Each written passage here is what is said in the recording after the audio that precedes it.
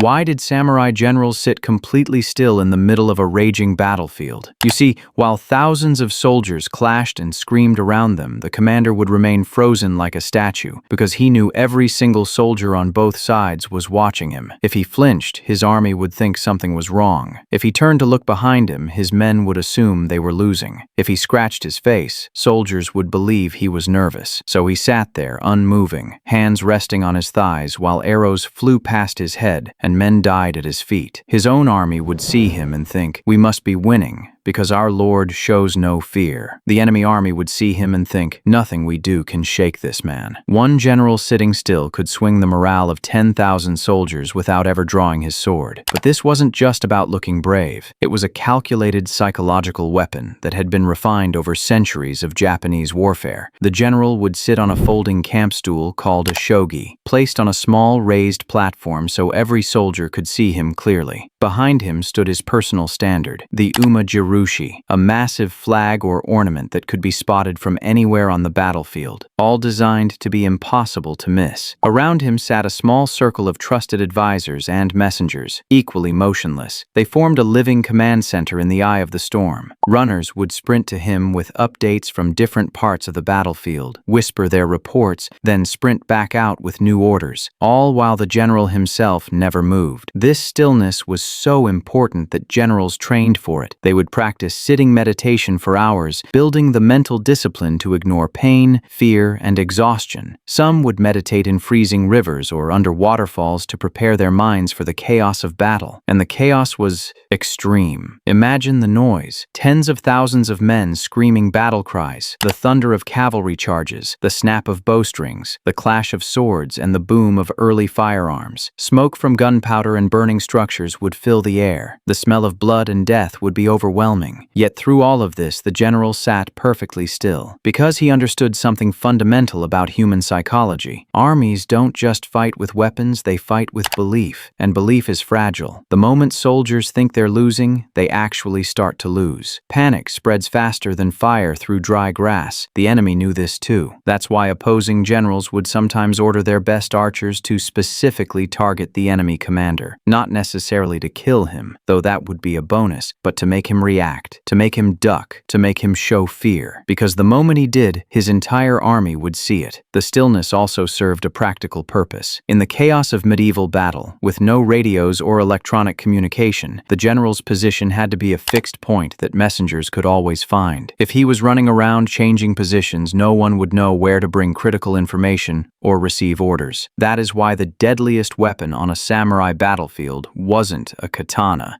it was stillness.